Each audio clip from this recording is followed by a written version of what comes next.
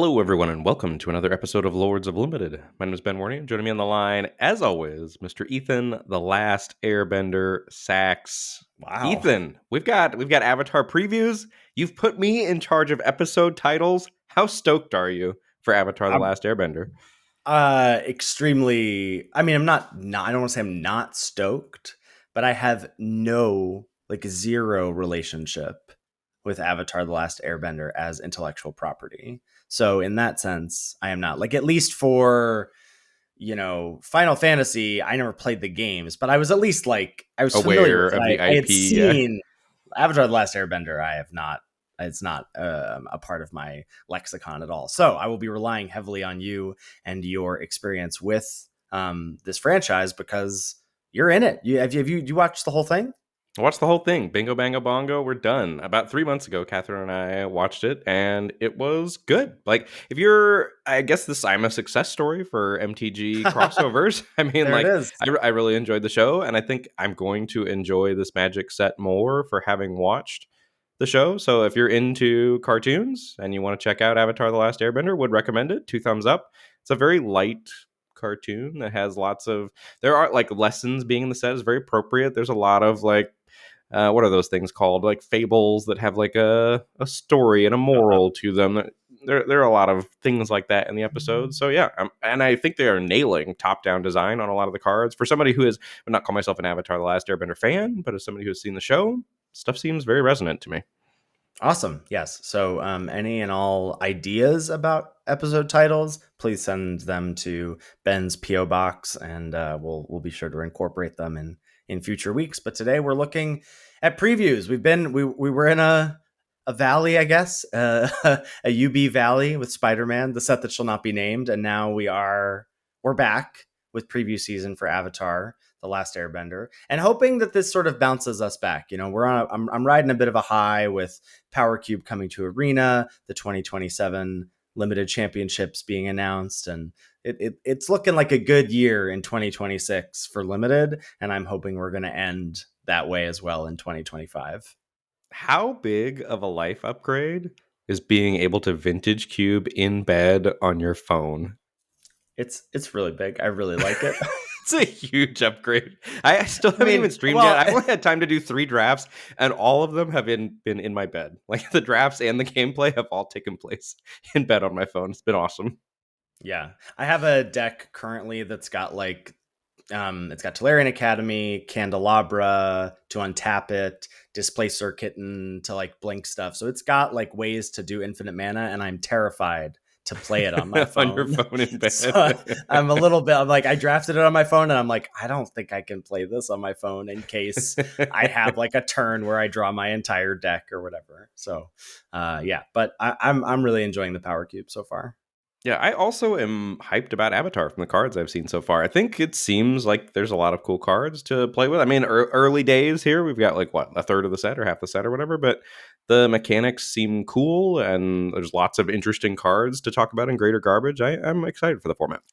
Well, and it seems like, again, as someone who has no relationship with it, but it seems like the color pie lends itself to the sort of elements, Captain Planety thing happening with, earth, wind, air, fire. I think all of that is clearly it's easy to map that onto what's happening in the five colors.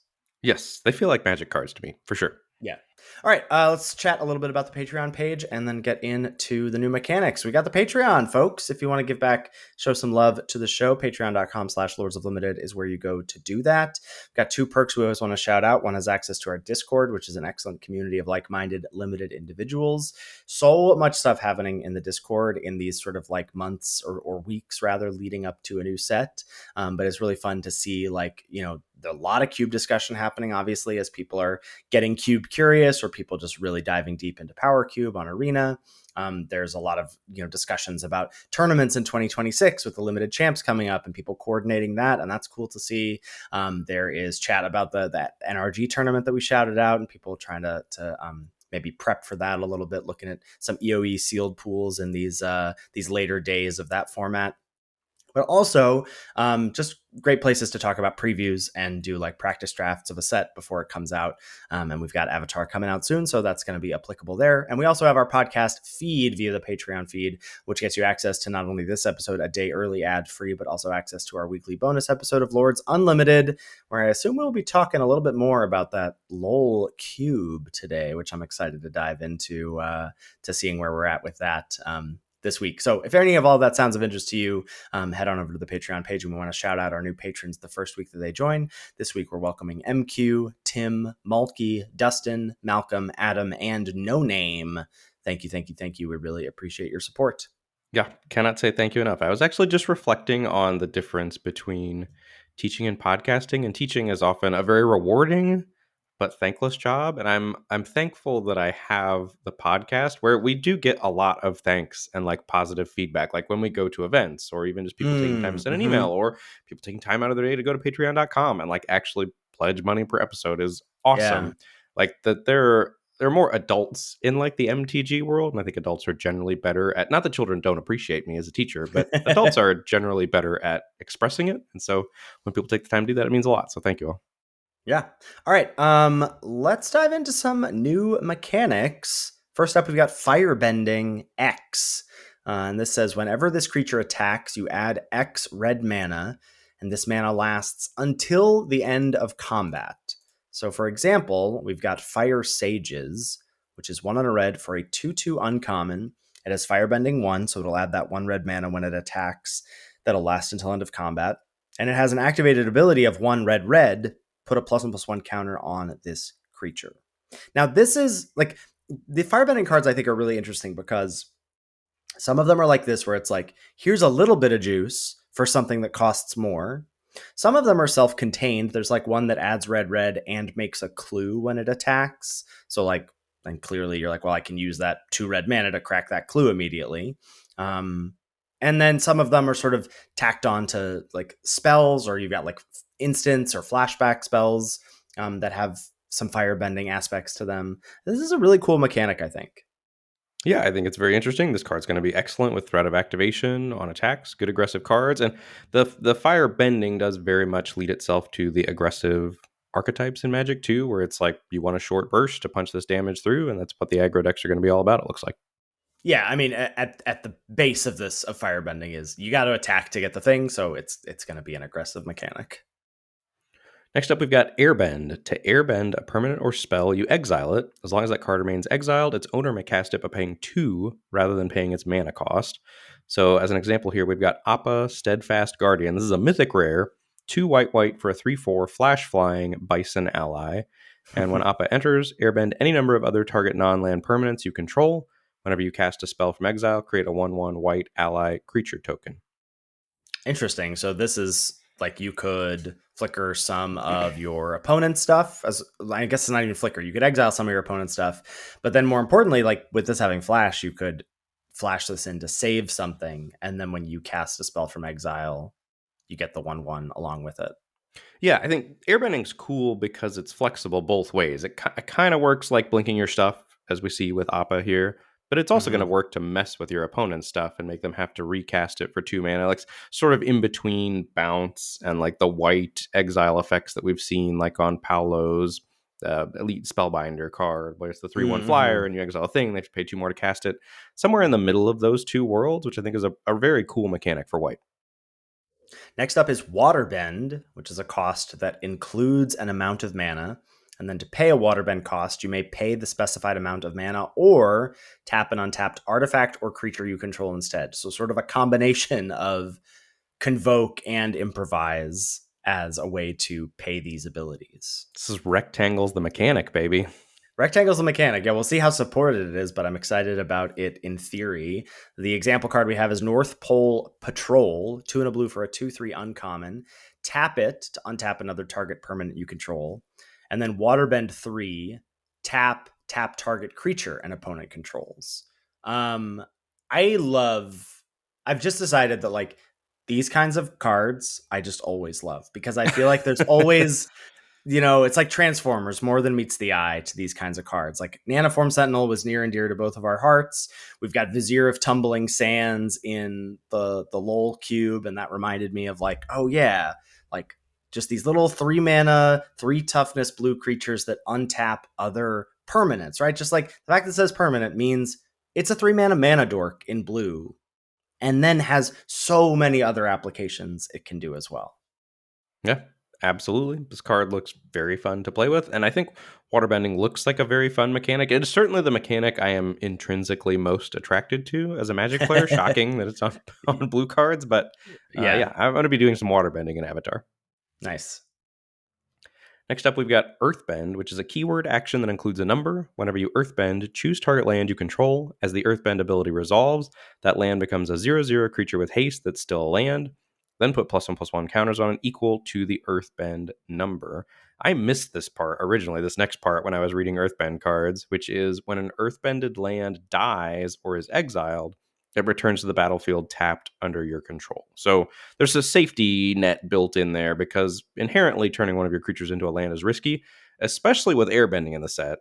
Because I was reading about airbending first, and it said you could Oh, airbend lands. Like some cards are going to let you airbend permanents, and if you airbend a land, like you have to pay, you can't be replayed because you have to pay to like it's an alternate cost, and those lands don't have an alternate cost. So I was thinking you were going to be able to airbend people's earthbended lands that were creatures, but that's not happening.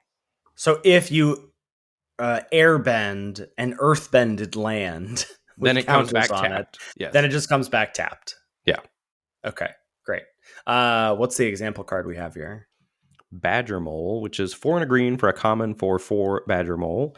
And wherever it enters, you earthbend 2, and creatures you control with +1/+1 counters on them have trample. So you get a 4/4 plus a 2/2 land, and all your other earthbended lands presumably have trample. I wonder how many cards in Magic have the creature type the name of the card. Not many, That can't be many, right? It's not a long list, but we've right? got Badger Mole, creature type Badger Mole here. Yeah, this is a 5 mana for a 4/4 plus a 2/2 and bonus to.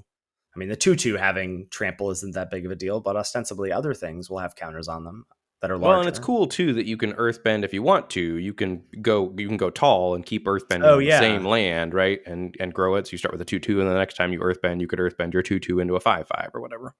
for sure. In addition to those 4 new mechanics, we've got some returning mechanics like double-faced sagas coming back, probably mostly at Mythic or Rare. We've got the rise of, though I guess we have sagas, not necessarily double-faced.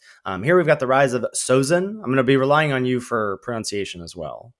This is 4 black for Saga. Chapter 1, destroy all creatures. Chapter 2, choose a card name. Search target opponent's graveyard, hand, and library for up to 4 cards with that name and exile them. Then that player shuffles. Then Chapter 3, you exile this saga, then return it to the battlefield, transformed under your control as Fire Lord Sozin, which is a 5/5 menace, firebending 3. When it deals combat damage to a player, you may pay X. When you do, put any number of target creature cards with total mana value X or less from that player's graveyard onto the battlefield under your control. Boom. Ultimate bad guy in Avatar the Last Airbender, the final boss.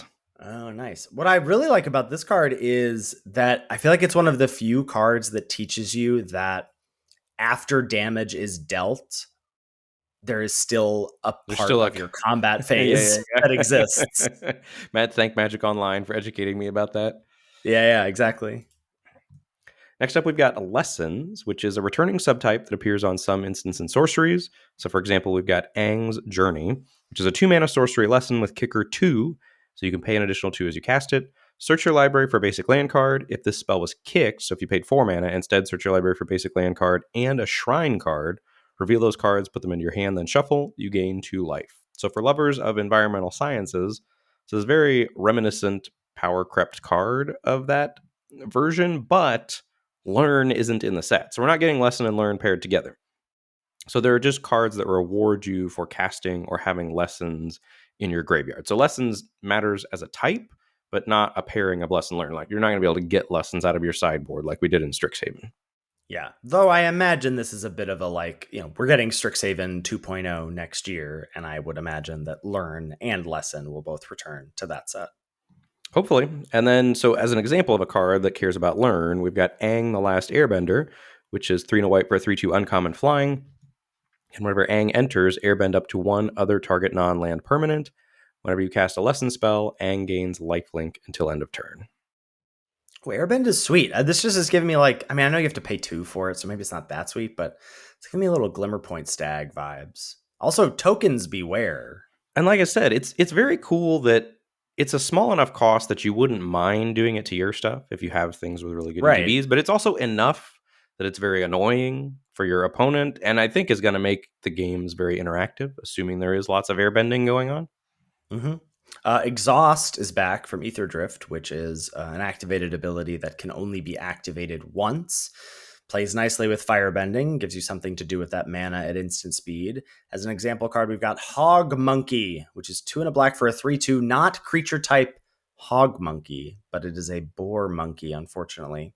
At the beginning of combat on your turn, target creature you control with a +1/+1 counter on it gains Menace until end of turn.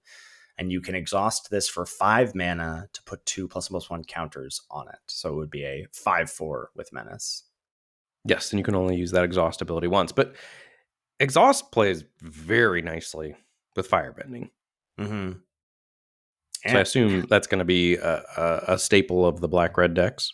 mm-hmm, for sure. Clue tokens are back. We've got Azula on the Hunt, which is 3 and a black for a 4/3 uncommon with Firebending 2. And whenever Azula attacks, you lose 1 life and create a clue token. So then you're going to be able to use that 2 Firebended mana to crack your clue if you like, or for other Firebending combat type abilities. But Azula is eh, powerful, a little awkward, a little on the clunky side. It's like I right mean, on the it's. borderline of clunky versus powerful. I think if this were on great or garbage, I would give it a great. I mean, it's 4 mana 4/3 when this attacks, lose a life, draw a card. Correct, but like Lightning Strike is in the set. Like, paying 4 mana for a 4/3. No, you don't love that I don't, argument. Dice I of don't Doomblade. I don't love Dice to Doomblade as an argument, no. But it's worth noting for sure. Um, I mean, it's a 4 mana play that doesn't have an ETB, so that I think like we know to be wary of those kinds of cards in limited these days. But I still think that looks like a good card to me. Shrines are back. Shrines are have been a returning, I think now maybe I want to say 3 times, like from its original inception, and then they were in Neon Dynasty, and then I think in one of the core sets we had a cycle of shrines. So it's a returning subtype of enchantment that encourage you to control a lot of shrines. They're all legendary, so you can only have one of a single type in play. So it's encouraging you to like sort of collect them all. This is a fond type. It's like an interesting like quest to have late in a format is to start drafting shrines. I'm not sure I see it with how they've been restricted or templated here, but I'll be curious to talk about them. So I'd like to talk about them all, like all the ones we've seen so far, now if we can. So first up, we've Sure. got Southern Air Temple.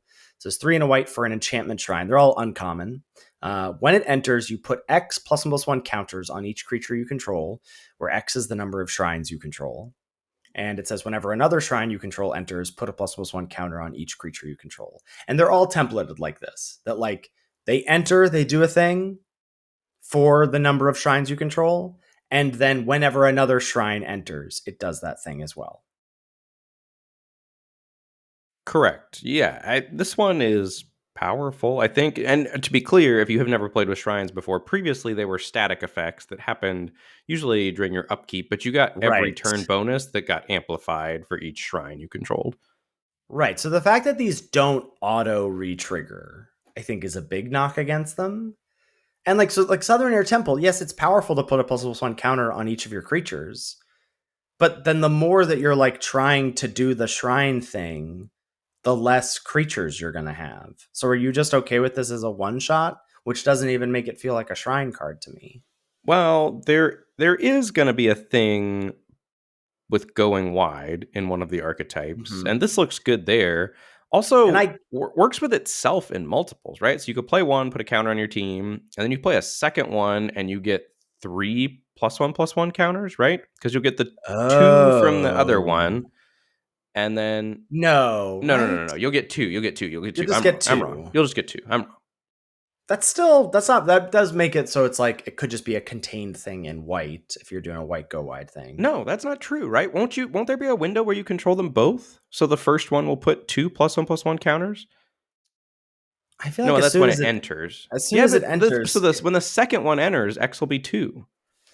we're gonna have to call a judge on this one because I'm not sure. Because I'm just seeing, I just know as soon as I cast the second one, I'm seeing the window on Magic Online being like, pick one, pick a legendary one to control to keep. Right.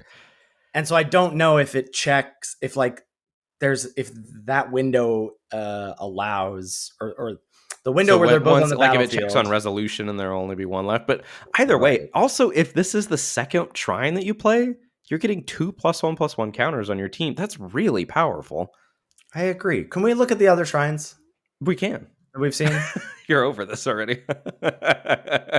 I just don't think. No, I'm not over it. I just want to like talk about them in Tandem, like yes, in unison. as a yes. unit With yeah. all of the information we currently have. I get it.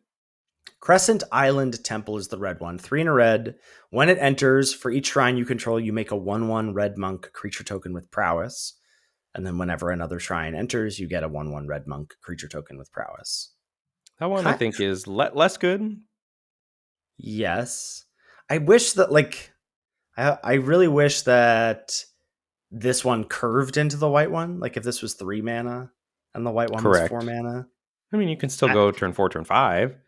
I kind of wish that was how they were designed, that they were 1, 2, 3, drop 4, 5 through 5 drop because of how they're like they want you to build on each other, but Yep. they clearly don't do that. So I don't know. That's why I'm very like, can you really do the shrine thing even in week 4? Well, so we've got the last one here, which is Northern Air Temple, which is single black for an uncommon. When it enters, each opponent loses X life and you gain X life, where X is the number of shrines you control. And whenever another shrine you control enters, each opponent loses 1 life and you gain 1 life. This one will definitely juice up your other shrines, but at the cost of a card, because this one isn't really worth a card. It's like the Black Dragon Storm.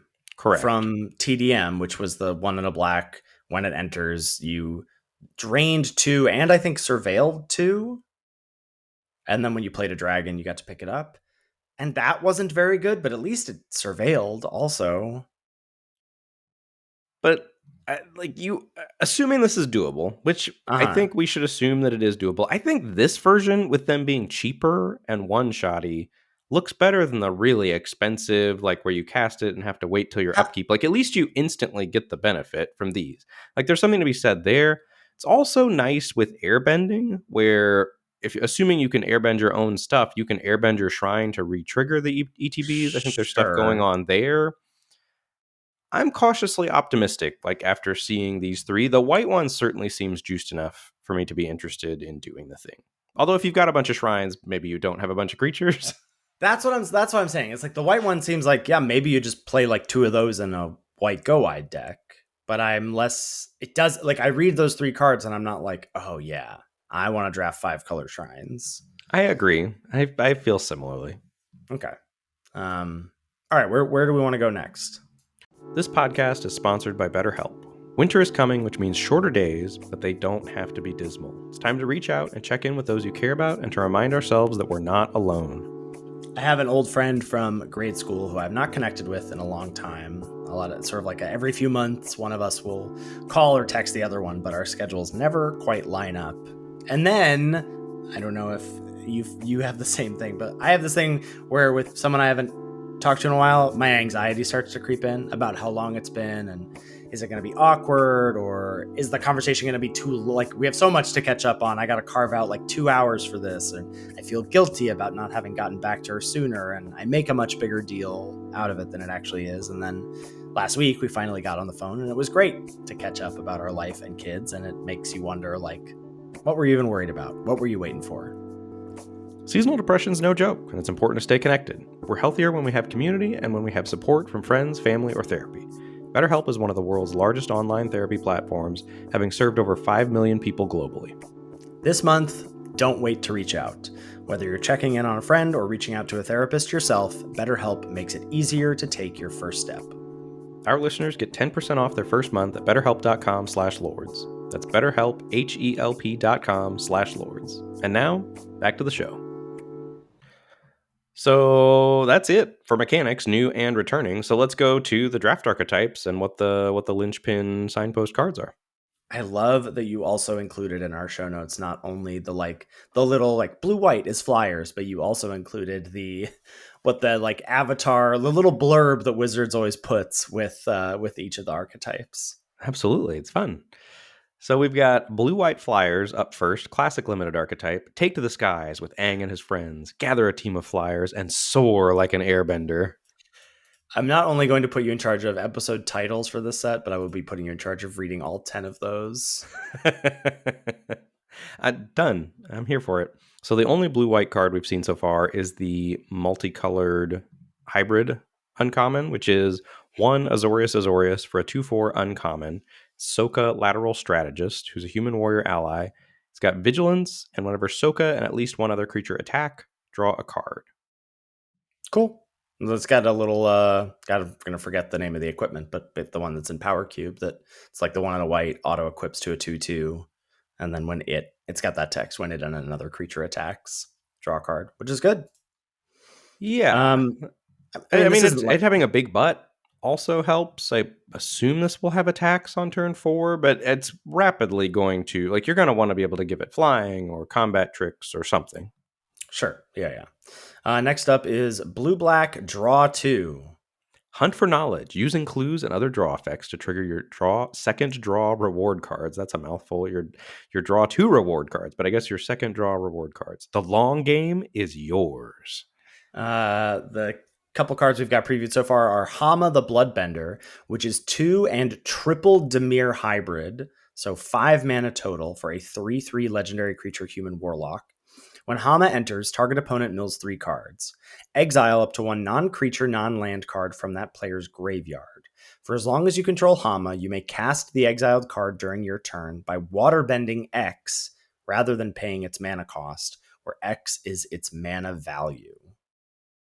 So, if they've got, you said Lightning Strike is in the set. So let's say they've got Lightning Strike. You can cast this. They mill 3. You exile Lightning Strike from their yard. And then you can basically tap this and one other thing to cast Lightning Strike. This card is broken, right? Yeah, all these to me, these like this is reminding me of Covetous Urge from Eldraine. I just feel like these Dimir hybrid, like Steal Your Girl kind of cards are great. But you're going to be able to cast this and then play the spell for free, basically, if you have untapped permanents, right? Yeah. It just gets convoke. It gets convoke X for artifacts and creatures, right? Yes, you're reading it right. I mean, I gave an example of Lightning Strike, which is great. I mean, there's also worlds where like they don't have a target in their yard, which just means it's a game where they haven't cast a removal spell. But that's possible that they don't have a target, and in which case, it mills 3 to help you YOLO find a target, also for sure. But can you imagine like 5 mana 3/3 YOLO miss do nothing? It's not great. But it'd be exciting while you YOLO'd. It'd be a lot of adrenaline. Would be exciting. You're gonna get some bad Hama flips. You're gonna have nothing, and then your opponent's gonna mill over the game-winning card. But yeah, I like this card. I don't think this is like busted, but I think it looks busted to me. Busted. We've also got Foggy Swamp Spirit Keeper, which is 1 blue-black for an uncommon human druid ally. It's a 2/4 lifelink. Whenever you draw your second card each turn, create a 1/1 colorless spirit creature token with this token can't block or be blocked by non-spirit creatures. Cool. This is interesting. Like, I feel like we usually see the draw to pay. It's like a payoff and an enabler. Like this would be a looter or something. Like when it connects, loot, and then whenever you draw your second card. But it doesn't enable the thing, but it is a nice payoff for it. And another 3 mana 2/4. Weird too, though, that like this isn't going to help you stabilize these spirit creature tokens. No, like they just are only going to kill your opponent later. Yes, because you're thinking with them saying the long game is yours. Like, yeah. How do I get to the long game? I want my tokens to help me stay alive. Yeah. Don't love that. I think the hybrid one seems better than Foggy Swamp to me. I don't know. I'm not sneezing. I feel like you're sneezing at 3 mana 2/4 lifelink a little too Sure, much. it's a good card. Good card. Good Yeah. card. I'm all about Hama. Yeah. Next up, we've got Black Red Fire Nation aggro. Everything changes when the Fire Nation attacks. Be aggressive with firebending and burn it on. Extra effect. That was giving real 90s toy commercial vibes just then, like Crossfire. And the preview card we have so far is Zhao Ruthless Admiral, which is 2 Rakdos hybrid for a 3/4. So 4 mana 3/4 with Firebending 2. And whenever you sacrifice another permanent, creatures you control get +1/+0 until end of turn. So this is pretty interesting, actually, because this I feel like is the first one I've seen that gives you the mana but doesn't give you something to do with the mana. Yeah. And also +1/+0 to your team. This one seems fine to me. Not impressed so far. Sacrificing clues, which does seem to be part of what Rakdos gets to do, like sacking a clue to buff your team is pretty cool. Wouldn't you rather have a card most of the time? But it doesn't say you have to. This says whenever you sacrifice another permanent. I'm with you. Okay, so just like paying 2 to sack a clue to draw a card. Okay. Yeah. I'm following along. Is there Evolving Wilds or Terramorphic Expanse in the set? Do we get a land that's going to trigger this too? Not that I've seen so far. All right, so no fixing, hopefully, no fetch lands to trigger this. But anyway, I want to be on the lookout for stuff like that. Next up, we've got Red-Green, which is Earth Rumble Ramp. All right, I'm gonna take a stab here. Use Mana Ramp and Earthbending to create 4+ power creatures, then rack up the bonuses to claim the title belt. There we go. You're on board. It's fun. I'm in.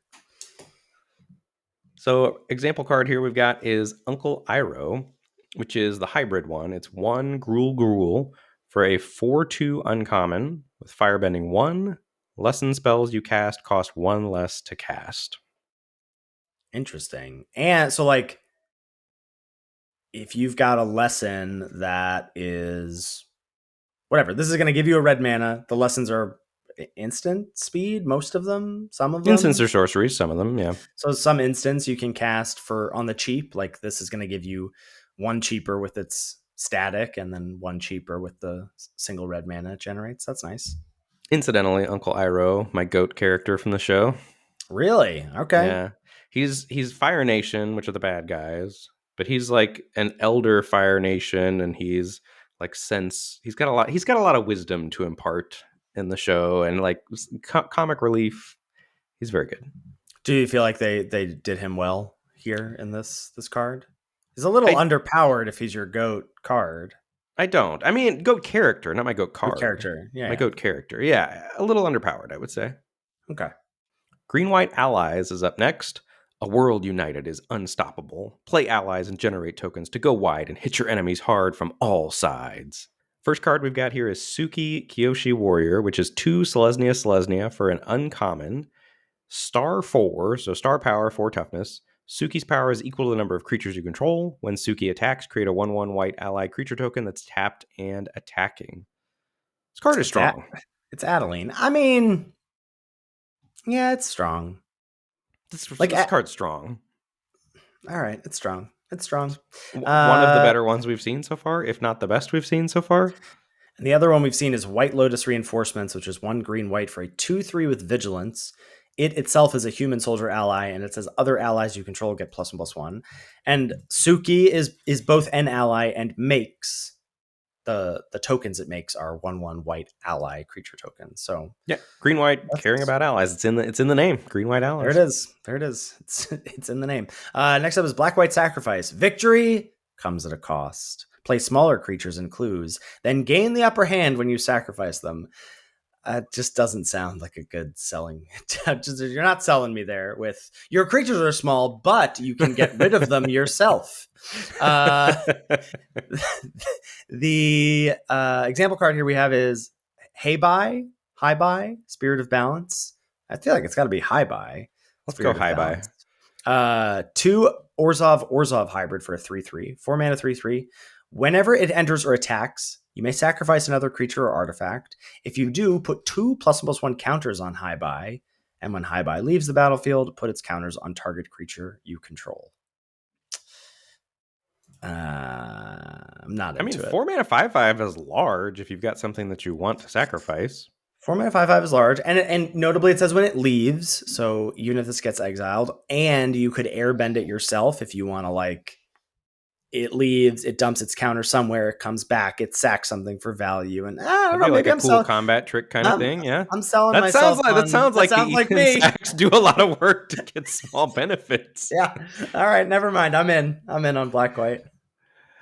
Next up, we've got blue-red combat lessons. Play creatures that care about casting non-creature spells, then teach your foes a lesson with your martial prowess. This has you written all over it.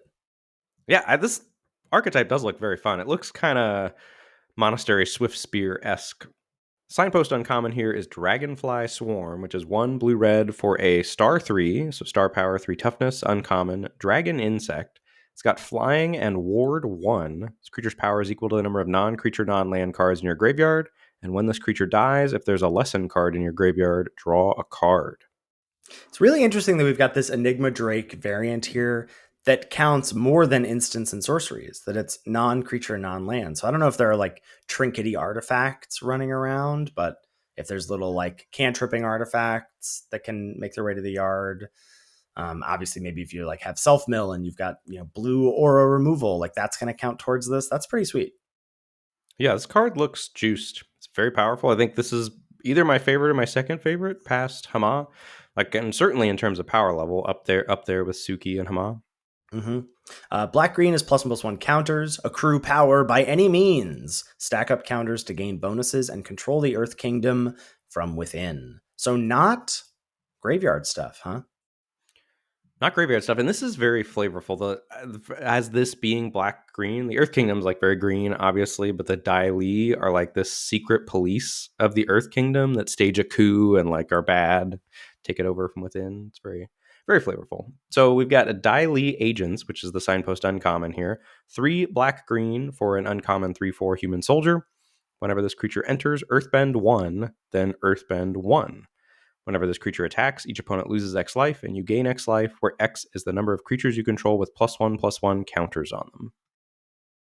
Okay. And then we've got Longfang Grand Secretariat, which is 1 Golgari hybrid, so 3 mana for a 2/3.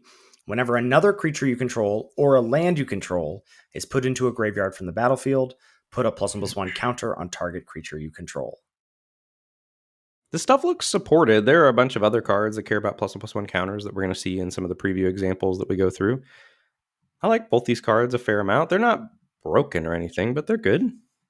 Yeah. Dai Li Agents is so tough to like. I don't know. Yeah, it's very interesting because like you don't have to engage the lands in combat if you don't want to, and there's not really much of a downside. Like if your opponent kills them or exiles them, they're coming back anyway. So I think Dai Li Agents is pretty powerful. I think it is too. Like it's 5 mana for 5/6 over 3 bodies with plenty of synergy as well. Like this could, like, if you've got, it's also not legendary. Like Dai Li Agents into Dai Li Agents, attack, drain 4. Sounds pretty good. Pretty good. Okay. Takes us on to red-white, which is go wide aggro. Lead the rebellion with an army of allies and tokens that you can enhance for devastating attacks. Nice. So we've got Sun Warriors, which is the multicolored hybrid, not the gold signpost uncommon. I don't know what to call these cards. I've gone like struggling so hard, and I don't know what's happening. I also don't know what's happening. The gold signpost uncommon, which is 2 red-white for an uncommon 3/5 human warrior ally with firebending X, where X is the number of creatures you control, and then you can pay 5 mana at any time to create a 1/1 white ally creature token. Okay, 4 mana 3/5. X is the number of just creatures you control. I mean, I'm not that jazzed about its activated ability. I am kind of jazzed about where else can I put all this extra mana. Yeah, that seems better to me as well. And then the other card a little clunky though. A for little red white. clunky, right? I mean, you see a 4-mana 3/5 as your Boros Signpost is a little like not quite what we're used to. And then check out this intro, Ben. I'm just gonna say, and the other card we're gonna look at is Jet It's very Freedom smooth. Fighter. Well done. This is 2 triple Boros hybrids. That's 5 mana for just a 3/1. When Jet enters, he deals damage equal to the number of creatures you control to target creature an opponent controls. And when Jet dies, you put a +1/+1 counter on each of up to 2 target creatures. Jet That's also seems busted. it's a pretty powerful payoff for going wide, but you don't even have to be going wide, just having creatures on the battlefield. Yeah, Jet is really strong. Oh, and it counts itself. It counts itself, yeah. Oh, nice. Yeah, Jet's really strong. But that is like, it's interesting. Red, white, go wide aggro is the template, and the 2 preview cards we've seen are a 4-drop and a 5-drop. I assume there will be some cheaper cards at common and uncommon. Sure. But usually it's like, the signpost is red, white for a 2/3 when it attacks, like Sure. something like that. Last but not least, we've got green, blue, ramp plus lessons. The classic, what should we call this? We've got some mechanics. Here's green, blue. Although it does kind of seem like it's maybe going to be green, blue shrines. Turn your knowledge into power. Ramp and draw cards to play big creatures while getting lessons in your graveyard. Do all of the things. Do all the things. Just try them. Try them together. The example card is Guru Pathik or Guru Patik. I don't know. 2 Simic hybrid for a 2/4. When it enters, look at the top 5 cards of your library. You may reveal a lesson, saga, or, there it is, or shrine card from among them and put it into your hand. Put the rest on the bottom of your library in a random order. Whenever you cast a lesson, saga, or shrine spell, put a +1/+1 counter on another target creature you control. That's another, like, the sagas are also going to be another non-creature, non-land type that will make its way to the graveyard for that blue-red stuff. Yeah, this is just a good card. It's a little annoying that everything else is going to want to splash it, but it's a very good card. I mean, I guess I don't know what density your decks are going to have of lesson sagas or shrines. Like, That's in fair. theory, you want 8 in your deck. Blue red lessons is definitely going to want to play this. Yeah, okay, that's true. And I guess this has synergy in Golgari +1/+1 counters too. Right, So it's a very good bleed card. I see what you're saying about maybe some other color pairs are going to snap it up too. So those are our multicolored signpost cards that we've got so far. And Okay. like we said, there's a cycle of hybrid commons as well, but they aren't that interesting. So I don't think we're going to get into them here. Okay. So we've got a boatload of removal that's been previewed so far. A couple bangers coming back. Uncommon, Epic Downfall, 1 black sorcery, exile target creature with converted mana cost 3 or greater. It's also Heartless Act, which is 1 black for an instant. Choose 1, destroy a creature with no counters on it, or remove up to 3 counters from target creature. Both those are excellent removal spells. A new one here is Allies at Last, which is 2 and a green for an instant. It has affinity for allies, lol. Up to 2 target creatures you control each deal damage equal to their power to target creature and opponent controls. I mean, you get that down to single green. That's really good. And yeah. So this might just be a green, white, gold card. It'll depend, I guess, how much ally bleed you're never cutting that from a green deck, I don't think. Watch me. Just watch me. Next, we've got Earth Rumble, which is 3 and a green for a sorcery, Earthbend 2. When you do, up to 1 target creature you control fights target creature and opponent controls. 4 mana fight. It's kind of like a juiced Hunt the Week for your Earthbended lands. That is a generous lens. That's a generous description. With which to look at this card through, but I'm here for it. This looks very clunky to me. But yeah, I see what you're saying about if you think of it as, well, it's +2/+2 Hunt the Week if you're using it on a go tall land. Still not crazy about that. I don't know. That's pretty good if it happens that way. It's just very narrow. Yeah. I mean, it also just might be good to get a 2, like turn your land into a 2/2 plus fight a thing if you got something else that's big. Like that might be good. Path to Redemption is 1 and a white for an aura. Enchanted creature can't attack or block, and you can pay 5, sack this aura, exile enchanted creature, create a 1/1 white ally creature token, activate only during your turn. I love this card. You're going to be able to, oh no, sacrificing it's part of paying the cost. So you can't do You the were thinking you airbending could do trick. the The dreadful airbending apathy trick. Yeah, flicker. they caught me. They already thought about that too. Dang it. Yeah. Yeah, I don't know if that's better or worse. If I'm like good that you removed that synergy or bad. What Ben is alluding to is that there have been auras in the past that have this, where you could like, based on the way they were worded, you could activate the aura to exile the creature and flicker the aura to go somewhere else, so that it would still exile the creature, and then you could move your pacifism variant onto another creature. But I'm into this. Yeah, card's good. Next up, we've got Razor Rings, which is 1 and a white for an instant. Deals 4 damage to target attacking or blocking creature. You gain life equal to the excess damage dealt this way.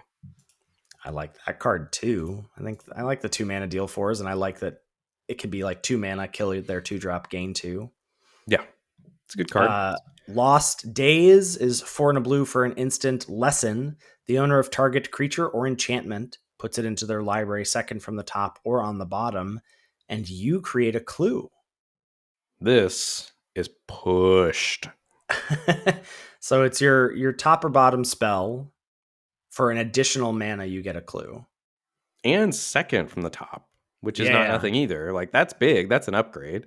And can target an enchantment, which is just upside. Yeah, it's a good I card. am a top or bottom hater, and I really like this card.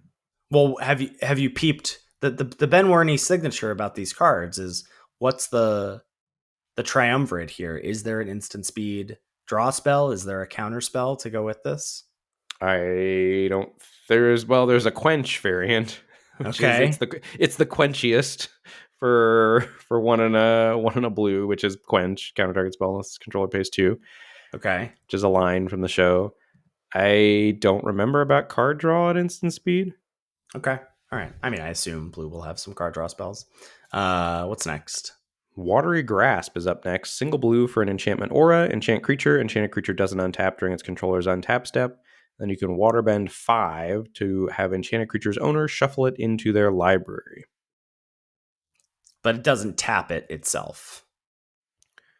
Correct. But it is single blue. I think I would rather have it be single blue and not do the claustrophobia thing than have it be claustrophobia. This is better than claustrophobia, I think, which is 1 blue, tap a thing, it doesn't untap. Really? Yeah. You're also going to be able to do the cute airbending trick with this. Which when you is shuffle it back in for 7 mana or whatever, like. But it's got waterbend. Waterbend Oh, is I see what you're so saying. powerful. Yeah. Okay. That this doesn't necessarily have to cost that amount of mana. Okay, I'm down with this as like synergistic in that sense. I am not down with single blue doesn't tap the thing, but yeah, maybe it's good enough. Both of those removal spells look excellent to me. Like you got Watery Grasp to stabilize early, Lost Days to take control late. They play well with each other. Yeah, big ups for me from both those.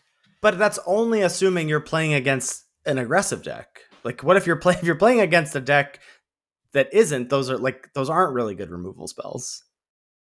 I mean, Lost Days is just a good removal spell. Period. It's one that 5 mana. It gives you a clue. Who are you? That card's so good. I just feel like you're really like trying. I don't know. I think it's good. I feel like we're both like C+. Classic.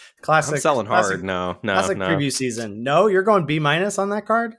Lost Days? Absolutely. Yeah. Okay. Watery Grasp. My heart wants to, but my head says no. Yikes. Okay. Deadly Precision is up next. This is single black for a sorcery. As an additional cost to cast it, pay 4 or sack an artifact or creature to destroy target creature. Classic Bone Splinters variant. Yeah, card's going to be good. Next up, we've got Boomy Bash, which is 3 and a red for a sorcery. Choose 1. Boomy Bash deals damage equal to the number of lands you control to target creature, or destroy target land, creature, or non-basic land. Interesting.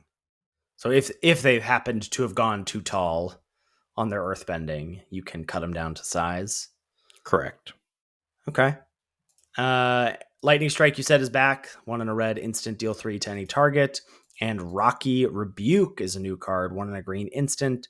Target creature you control deals damage equal to its power to target creature and opponent controls. Yeah, good sweeter removal there. That is promising for the set. Yeah, for sure. Couple top common watch cards. We've got Corrupt Court Official, which is a virus beetle variant, which is 1 and a black for a 1/1 human advisor. When it enters the battlefield, target opponent discards a card. Yep. I mean, obviously that'll be bread and butter for black white, you would think, and then might just be great in general. I feel like flashback does exist in this set, and I feel like we have knocked like Heck Dies was particularly not great in Final Fantasy because flashback existed. So be curious to see. This is always a fun variant, I think, to see like how it fluctuates from one of the best commons in the set to not that great. And we've got Ostrich Horse, which is 2 and a green for a 3/1, but not creature type. Ostrich Horse, just a bird horse. But this is one of those, when it enters, mill 3 cards. You may put a land card from among them into your hand. If you don't, put a +1/+1 counter on this creature. This card is very good. I mean, it's the Patient Naturalist type reprint. But I think 3/1 is better than 2/3. It's going to play offense better, and it's going to play defense better. I agree with that. I'm more excited about the 3/1. I wish. And if you whiff, it's a 4/2, which also feels good. I mean, a 3-mana 4/2 good is enough. Is sure. nothing. A 3-mana 4/2 is not a card. Like, it's not a card you would ever care about. Sure. But I mean, it's a fail case. Not the worst. Sure. Yes. Certainly better than 3-mana 3/1. Nothing. Couple waterbending cards here, or one, I guess, to be clear. Katara, Bending Prodigy. It's 2 and a blue for a 2/3 at the beginning of your end step. If Katara is tapped, put a +1/+1 counter on her. She's an uncommon, by the way. Legendary uncommon. And has Waterbend 6 to draw a card at instant speed. So, and so that's how okay, I'm seeing it. So that's how the tapping stuff works. Because blue's got a lot of this, like one of our greater garbage cards is a little trinkety card that wants to get tapped. And I initially was like, because I think I was reading cards before reading the mechanics. Yeah. And so that's how you tap the stuff. But interesting that like you can do it at instant speed, but you'll only grow her if you're tapping her on your turn. Who cares about growing her? Having the option, like, do you remember in Midnight Hunt how broken all the stuff was that was like tap 3 things to scry 1 or whatever? Like, this is really strong, assuming you can put some rectangles on the battlefield. I wonder if there'll be some bleed, like if we're going to be like the green-white go-wide allies thing will maybe morph into a Bant waterbending. Yeah, Bant waterbending and using all the tokens or whatever go-wide stuff green-white has for waterbending. I've got a Flyers Matter payoff here for blue-white, which is Teo Spirited Glider. 3 and a blue for an uncommon 1/4 with flying. Whenever one or more creatures you control with flying attack, draw a card, then discard a card. When you discard a non-land card this way, put a +1/+1 counter on target creature you control. So basically connive. Nice. A few cards that are focused on spells / lessons mattering. Serpent of the Pass is 5 blue for a 6/5 uncommon. If there are 3 or more lesson cards in your graveyard, you may cast the spell as though it had flash, and it costs 1 less to cast for each non-creature, non-land card in your graveyard. That's a cool payoff. I'm in. Yeah, right. This is, what's it called? Tolarian Terror. Yeah, or Gear Seeker Serpent. And any of those type of cards I'm a sucker for. Also got First Time Flyer. This maybe could have been in the top common watch. This is 1 and a blue for a 1/2 with flying, and it gets +1/+1 as long as there's a lesson card in your graveyard. I mean, that's part of the puzzle that we'll have to dial in on next week in the crash course is like, how many lessons are there and how good are they? Because that also, like, some of them are colorless, and so like anyone can snap them up, especially if they're good. Like we saw that mana fixing one. So it'll be interesting to see like how easy it'll be to get these for your deck. And then Fire Nation Cadets is single red for a 1/2. This creature has Firebending 2 as long as there's a lesson card in your graveyard. And it has our affectionate term Smoke Breathing, which is 2 mana to give it +1/+0 until end of turn. It's not great, but if blue-red's going to be good, seems like it'll be a part of the deck. For sure. And like, there's a cool aspect of this card. This is a common where like maybe not a lot of other decks want this, and you can get them right. late. You might get them, and then you're like, you got a lesson card in your graveyard, and you attack with 2 of these, and all of a sudden you have 4 mana to use in your combat step. Yeah. Part of the thing about firebending with like a card like this, we don't again have the full idea of the suite of what there is to do at instant speed with all this mana. But I was reminded of a card, especially because of one of the greater garbage cards we're going to look at, called Jeskai Elder, which was from Khans of Tarkir. It's 1 and a blue for a 1/2 with prowess, and when it deals combat damage to a player, you draw a card and discard a card. And that cards like that, like a prowess card, it's just kind of hard to figure out how you're supposed to engage with that in combat into open mana. Like, do I block this with a 2/2? Are you bluffing your attack with your 1/2 into my 2/2? And I feel like some of that stuff is going to come up in this set with firebending, with like your opponent just being like, I'm going to make some what looks like maybe some questionable attacks, but I also now have 4 red mana floating. Right. Your move. What do you want to do? Yeah. Which I think will be interesting to play around. We've got some Allies Matter cards as well. First up is Heru Hidden Talent. This is 1 and a green for an uncommon 1/1 human peasant ally. Whenever another ally you control enters, Earthbend 1. Okay. Next up, we have Invasion Tactics. 4 and a green for an enchantment. When it enters, creatures you control get +2/+2 until end of turn. And whenever one or more allies you control deal combat damage to a player, draw a card. Let me guess. You love this card. I don't love it. No, I just added it to the list of Allies Matter. I think this is worse than probably the White Shrine would be my guess. But you're probably always playing this in green-white, I think. I don't know. Yeah, It doesn't seem great to me. It's very strange to have an overrun effect that is supposed to end the game when you cast it. That's also like, and then if the game's still going, maybe you want a couple cards.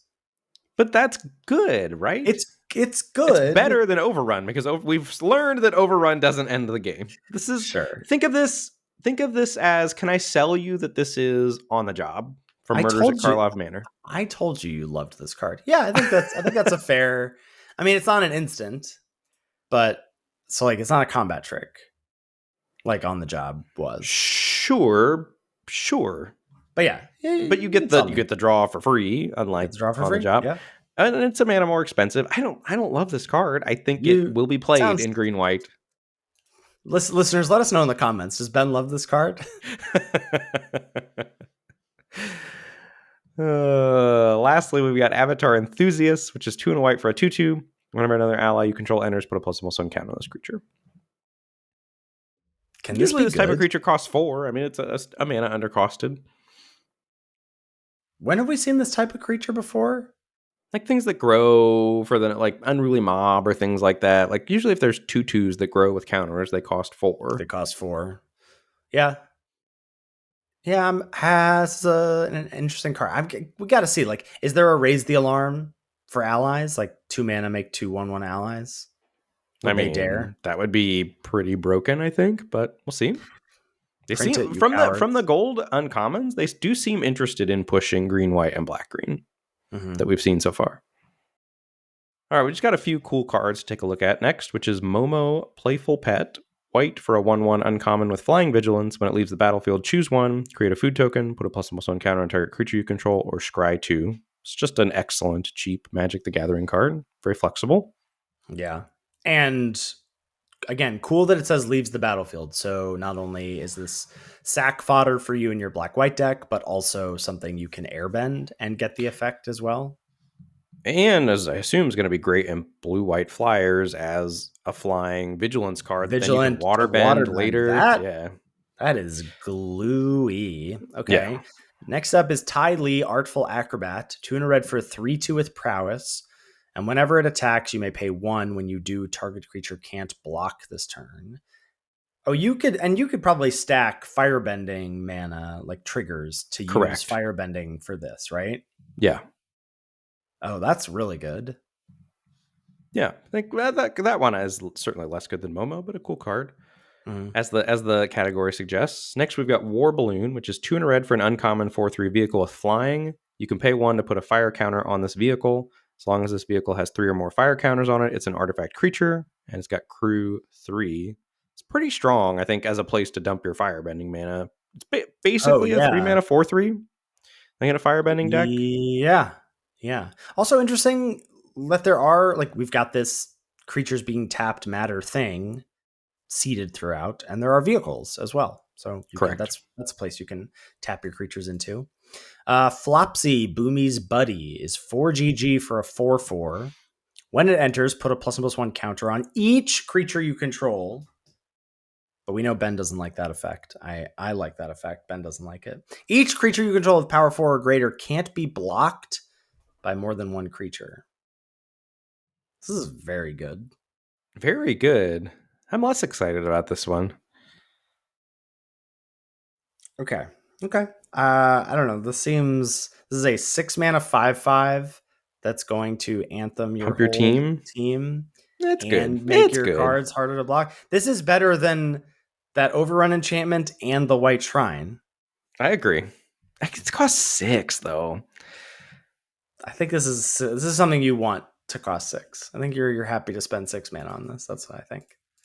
And the last cool card we've got here is Sparring Dummy, which is 1 and a green for a 1/3 artifact creature. It's a scarecrow, uncommon, defender.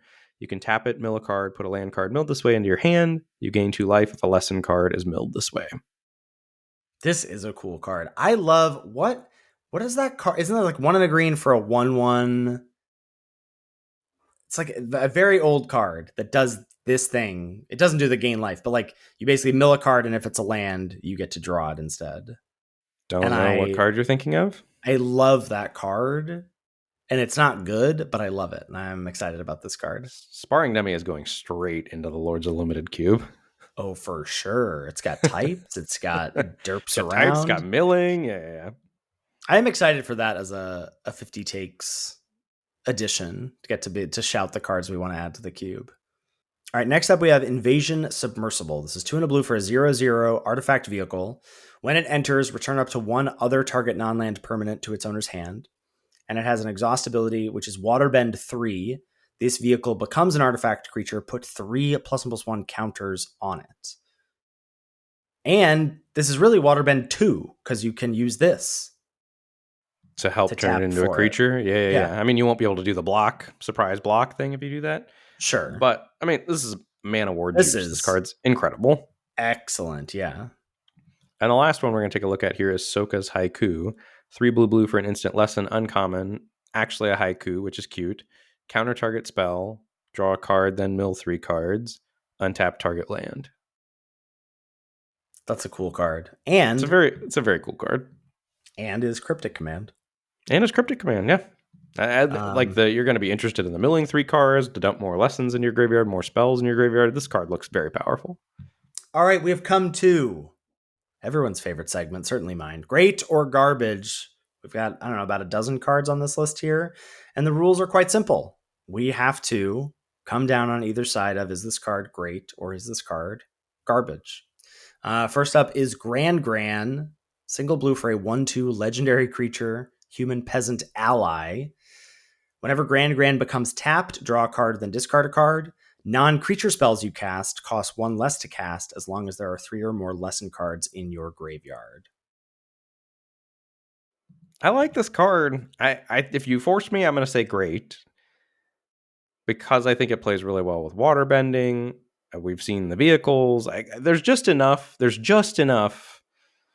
to make me interested in this. And I think it is going to, presumably, if you're playing this in blue-red lessons, be trivially easy to turn it on. Yeah.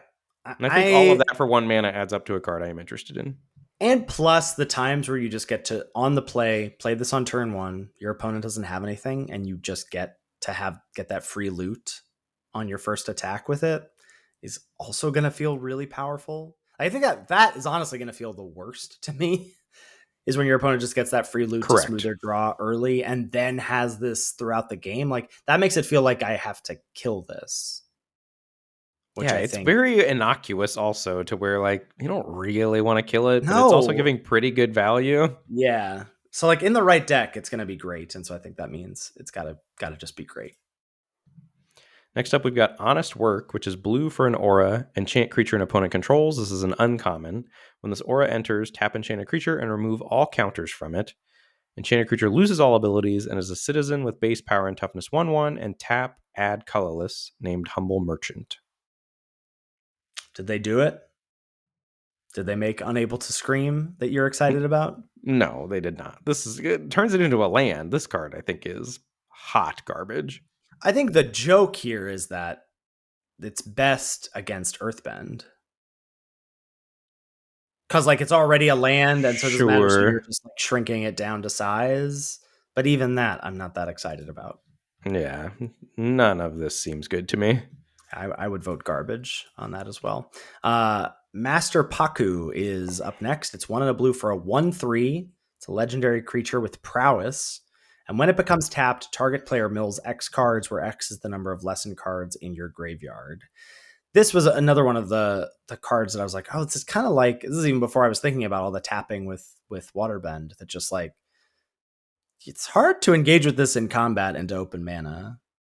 Very hard to engage with it, but I think this is real also, because initially you're going to be able to mill yourself, and then at a certain point you're going to be able to just waterbend and mill them out. Like, I think this card looks broken to me.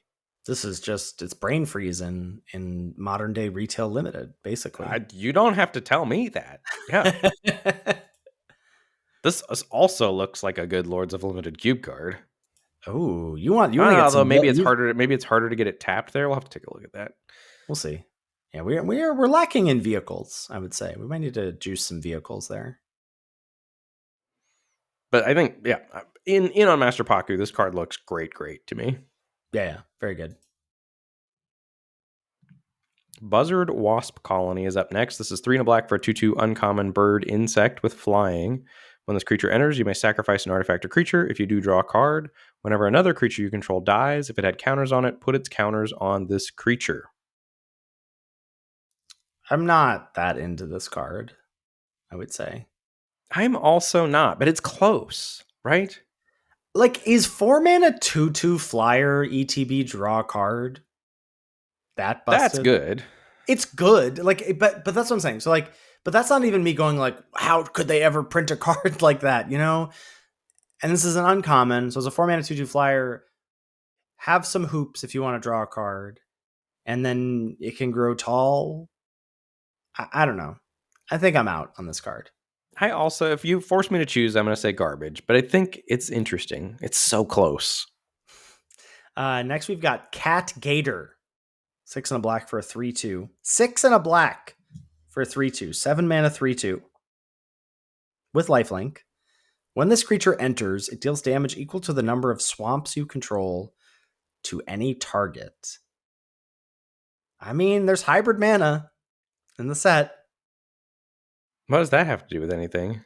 That you can, like, we could have monocolored decks in the format. Sure, that's what I'm saying. Yeah, like this gets the brain wheels turning. Like, can I do mono black? Can you get multiple of these in a mono black deck? It can go face. No one else should, like, no one should want this. Anyone playing you think this isn't good in a 2-color deck? No. Do you think 7 mana 3/2 lifelink deal 3 to 4 to a target? I think it's close to playable. It's Nebula Dragon if Nebula Dragon was not a 4/4 flyer, but instead a 3/2 lifelink. That's pretty bad. Now, I guess it deals the damage, so it's draining. So it is like helixing. So it's deal 2 or deal 3 or 4, gain 3 or 4. That's not nothing. Maybe it's not unplayable in a 2-color deck. I think this card is great. Just it existing is great for the format, for sure. That is not the prompt, though. It can't be, I'm happy this card exists. The prompt I'm gonna go great then. I'm gonna go great. I think there will be either you or I or someone is going to draft a mono black deck where this card is great. Is this card intrinsically great? No, but put it in the right home, and it is great. I don't know. I'm kind of like, you're kind of selling me on 7 mana 3/2 lifelink, deal 4, gain 4. Deal 4, gain 4? It's a big swing. That's a big swing. I think this is great. I do think this is great. Yeah. Blue-black control. The long game's yours. The long game is yours with your 1/1s that can't block. Next up, we've got Fire Nation Attacks. This is 4 and a red for an instant uncommon. Create 2/2/2 red soldier creature tokens with firebending 1. And it's got flashback for 8 and a red. I love this card. It's a very cool card. I think this card's very cool. It's this is an instant, so it gives you things to do with your firebending mana. I also think 5 mana instant make 2/2/2s with upside. Plus it has flashback, plus firebending helps you cast the flashback. I think this card is capital G great. Yeah. Also a great from me. Next up, another potential key to monocolored cards, or monocolored decks rather. Solstice Revelations is 2 and a red for an instant lesson. Exile cards from the top of your library until you exile a non-land card. You may cast that card without paying its mana cost if the spell's mana value is less than the number of mountains you control. If you don't cast that card this way, put it into your hand, and it has flashback for 6 and a red. So again, a cool instant to be able to use your firebended mana on, but also maybe you just play this in your mono red deck. The problem is that some amount of the time, let's say it's in your mono red deck, even 25% of the time, you're going to flip something that's 4 mana value or more when you cast this on turn 3. And sure, that's but then really you got to bad. put it into your hand. That's really bad. 3 mana draw a card is really bad. It's a lesson. It's going to trigger your prowess stuff. Okay. Can you just... Okay. All right. No card is bad. They're all beautiful snowflakes. I'm going to say garbage on Solstice Revelations. I'm going great. I love Solstice Revelations. The other thing that's really bad is 7 mana, play a 2-drop. This just isn't... I just don't think this is that good. But it might be free. You'll be able to pitch it into the graveyard. It's a place to dump your firebending mana. This card is... I agree, this card at face value is not great. But again, it's another one where in the right home, I think you can make it great. And I think a lot of cards in this format seem like they're asking you to do things like that, which makes me excited for the format and also makes me think this has a home where it will be great. Okay. Next up, we've got Cave of Two Lovers. This is 3 and a red for an uncommon saga. Chapter 1, create 2/1/1 white ally creature tokens. Chapter 2, search your library for a mountain or cave card, reveal it, put it into your hand. Chapter 3, Earthbend 3. This card seems great to me. What's not to like? Does it? That's my question. It's a lot of things. Is any of it really good, and is it good enough on delay? You're unhappy paying 4 mana for 2/1/1s. You may or may not need the mountain, but I mean, it's nice to hit your land drop. But then Earthbend 3 at the end, I guess it's good, right? It's just good. This is good. I think we would be tricking ourselves like we've tricked ourselves in the past about sagas of you have to wait a few turns. This is 4 mana for 2/1/1s and a 3/3 and a land. That is a lot of value. And a lot of stuff for one card. I don't think it matters that you're getting it over 3 turns. Because the flip side of Earthbend 3 on Chapter 3 instead of Chapter 1 is all your lands are untapped. Correct. Yeah. So you're going to get to use that 3/3 that turn. You're right. This card's great. I think this card's great. Next up is Zuko, Exiled Prince. 3 and a red for a 4/3, firebending 3, and it has an activation of 3 mana. Exile the top card of your library. You may play that card this turn. I'm less jazzed about this, I think, than the 2 red, or the firebending red that makes a clue. I like that more. I like just straight up drawing a card versus exile the top card, and I may play that this turn. I agree. But this also has wider applications with the Firebending 3 as other places to put your mana potentially. I mean, they're very similar cards. Yeah. Where are you going? I have to say, I guess I'll say garbage. That's what I'm going to say too. It's very borderline, though. Very borderline. Yeah. Next up, we've got Leaves from the Vine, which is 1 and a green for an uncommon saga. Chapter 1, you mill 3 cards, create a food. Chapter 2, put a +1/+1 counter on each of up to 2 target creatures you control. Chapter 3, draw a card if there's a creature or lesson card in your graveyard. I do not like this card. And I'll tell you, and the reason I don't like this card is Chapter 2. If Chapter 2 were make a 1/1, I would be thrilled with this card. But my problem with chapter 2 being put a +1/+1 counter on each of up to 2 target creatures you control is one that like it implies that everything else about this card is like feels defensive to me, like long gamey, like mill 3, make a food, draw a card, have lessons in your graveyard. And then there's this like, and you have creatures on the board that you want to get bigger. And I can't play this on turn 2 because I'm probably not going to have a creature in Correct. play. That's like it's a lot of stuff. I do agree that this is definitely worse than the red one. It's close. It's like a double spell card on turn 5 or 6 or whatever. But by then, I do think it's kind of slow. But I also could see worlds where like you're pretty unhappy when your opponent casts this card. Like if they're stable and then they cast this card, it is not good for you. No, but that can be said about a lot of cards. Yeah. If you're stable and you cast a spell, I'm going garbage on Leaves from the Vine. I think that's also where I'm going to land. Unlucky Cabbage Merchant is up next. What's this card? This is 1 and a green for a 2/2 uncommon human citizen. When this creature enters, create a food token. Whenever you sacrifice a food, you may search your library for basic land card, put it on the battlefield tapped.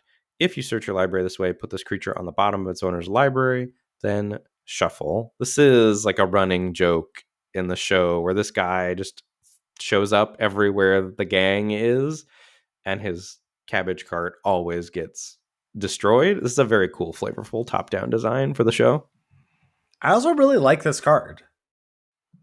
Yeah, 2 mana, 2/2 rectangles, and then opportunity to ramp or fix if you want. Chance to draw it again, run it back. I think this card is great. Yeah, very great. Oh my god, 2 rectangles for blue-green waterbending. Yeah. Let's go. Fire Nation Warship is 3 mana for a 4/4 artifact vehicle. It has reach. It says when it dies, you make a clue, and it has crew 2. So 3 mana, 4/4 reach, crew 2. When it dies, make a clue. I know we don't like vehicles. This one seems like it might be good enough. Like, it's a lot of stuff. Yeah, crew 2. Yeah, it's probably pretty good. This is probably just great. And it's colorless. Like, but how good is it? It's interesting. Like, I think you're always taking Lightning Strike over it, pack 1, pick 1 or something. Sure. But like, yeah, I guess it's interesting because I feel like limited card evaluation has sort of shifted in our podcasting lifetime in terms of in early days, you would see a card like this and you'd be like, well, you can just like, this goes in any deck and it's going to be, so like it automatically like bumps its pick order or bumps its place in your pick order.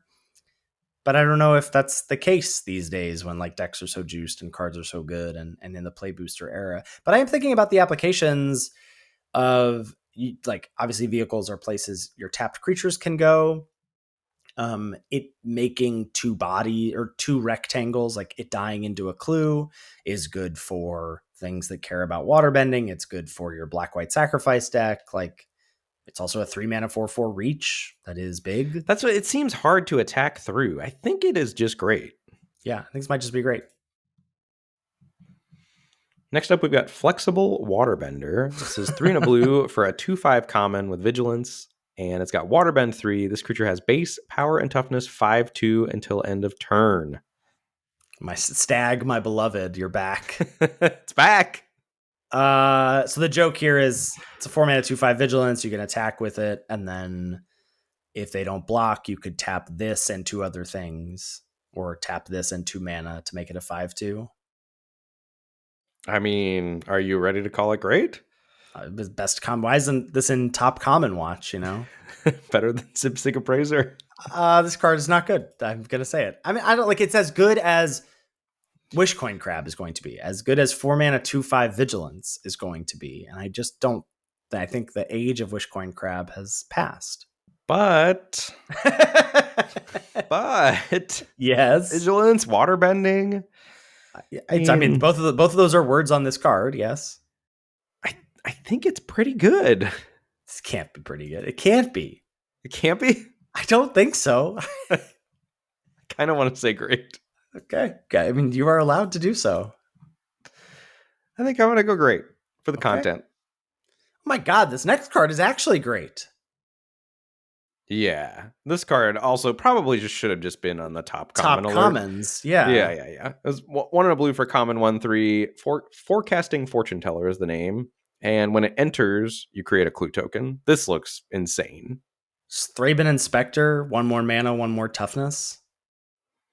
Yeah, and like 2 things for waterbending for the blue Yeah. decks. No, I'm in. Sign me up. That has top common written all over it. Cunning Maneuver is next. This is 1 and a red for an instant. Target creature gets +3/+1 until end of turn. Create a clue token. Okay. I know. What I'm also attracted to this card. The conversation I want to have with you is, are we just bad at aggro? Like, does an aggro player look at this and do they just wish that this card says like +3/+1 and trample? Is that better than this? Because I'm much more attracted to this card than I am a card that says target creature gets +3/+1 against trample or +3/+2 in trample. I think those cards are better for aggro, and that makes me wonder: is this card good? Well, and we've seen, what was it? I think it was like Blazing Crescendo was like this, except it had the red. Instead of make a clue, it was the like exile the top card. You can play it until the end of your next turn or whatever. And this is way better than that. Making a clue is better than that, I think. But it's worse than Majestic Metamorphosis or things like that. Those type of tricks that turn it into a 4/4 draw card. But those were 1 more mana also. Okay, to answer the question of are we bad at aggro, I'll speak for myself and say yes. But I resent you asking this question in a public forum. But I think this card is just good. That's my instinct as well, but I kind of feel like that's the wrong instinct. Well, again, let us know in the comments, folks. Are we bad at aggro? And if so, that's going to be a resounding yes from our listeners. With love and respect, yes. Last on the list is Turtle Duck, which is single green for an 0/4. Creature type, Turtle Bird. Wah, wah. Single green 0/4. I like how you got really invested in that journey after the first one. I did, and I think we got there on the rule of 3. Maybe I went to 4, but okay. Single green 0/4 and has an activated ability, 3 mana. Until end of turn, this creature has base power 4 and gains trample. This is bad, except but firebending. I know. Firebending's like red-green firebending. Red-green cares about creatures power 4 or greater.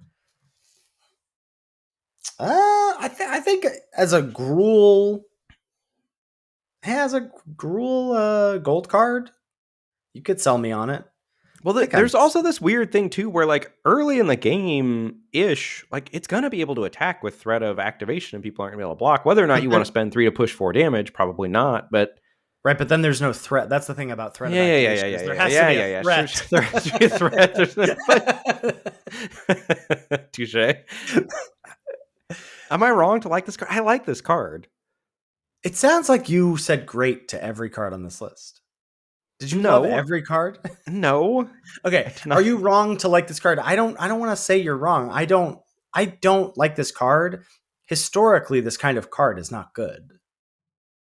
The 1-drop with no power that has a hefty activation. Now, this is not that hefty. This is not that hefty. That's what's intriguing about it. And we have something in the format that cares about, or that produces extra mana that you can use specifically for this. So I think that makes this intriguing. Also, it's a 1 mana thing on the battlefield for waterbending. So that's also intriguing. You're not wrong to like this. Great seems like a... That's the game, though. I know, that's why I'm saying this feels like on the 0 to 10, 0 is garbage, 10 is great. This is like a 4. This feels like a 4, like a generous 4 to me. So then, or even if I think it's a generous 6, I don't know. Like, is that enough for me to go? Then it's automatically round up to 10. I'm not sure. I'm gonna go great. I'm doing it. Going garbage on the Turtle Duck. Good list of great cards. I'm excited to see what the comments have to say for us. It's gonna be all your bad at aggro. People really letting loose since we invited it. Any thoughts? Anything you're on the lookout for in the next week of previews that you're like, I would like to see this kind of thing to glue together some stuff? I'm looking for No, tokens. I Where feel are the like the pieces. tokens? I feel Where are like the the cheap pieces are all tokens? here. I mean, earthbending is tokeny. Like that's going to give you creatures to go wide with, right? When you animate your lands, that's going to give you plus creatures for green white. Oh, that's interesting. I hadn't thought about that as like maybe they're not going to be making tokens. Maybe they're going to just be saying late in the game, once you've deployed your spells, your lands are your go wide. Your go That's wide interesting. army. Okay. The bleed so far is the most intriguing thing to me. I feel like the overlap of archetypes is cool, and seeing what cards are going to be. It feels like this is going to be a set, and maybe this is will be a preview for one of my format truths for next week. Feels like this is going to be a set where identifying like the card's homes is going to be really important. Like this is a blue card, but it's really a blue green gold card, or it's a blue green card best, blue red card second best, doesn't go in blue black or blue white. Feels like one of those sets to me so far. Yeah, I there are definitely cards that want to go in homes for sure.